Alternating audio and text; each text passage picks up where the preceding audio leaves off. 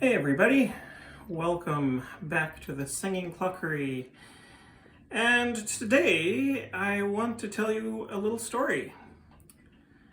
And the story is called The Little Clock That Could. Or is it The Ugly Clockling? Actually it's neither of those things. How about we call it The Big Ugly Clockling That Couldn't and Then Could.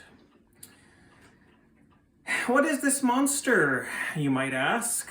Well, this is a 1950s, 60s possibly, Urgos buffet clock. Buffetuhren, I believe is how you pronounce it.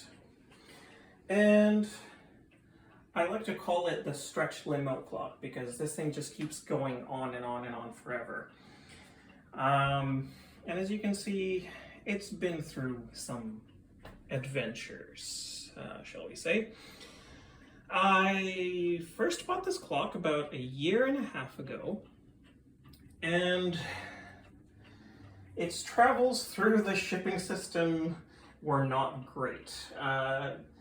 The packing wasn't that great either, so the movement ripped out of its mountings and was catapulted all around the inside of the case for however long it took to ship.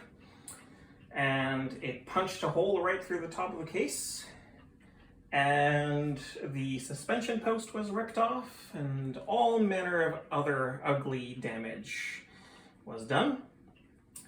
And so this poor clock sat on my dresser back in Boston for a good long while, just not doing anything, until my dad and I recently got together and said, hey, let's try to repair this. So he, with his lovely working skills, made new mounting holes for the case, and for the movement, I should say.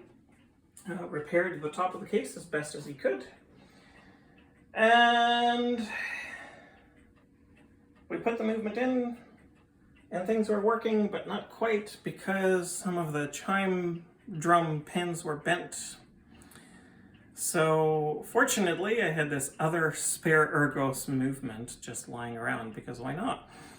So I stole its chime drum and installed it today. I did a bit of surgery and transplanted chime drums and put it all back together. And this clock is now ticking and chiming and striking most beautifully. It is a dual chiming clock, and I don't have it running because it'll have to be moved to show the back. But anyways, here is my resurrected ugly clockling.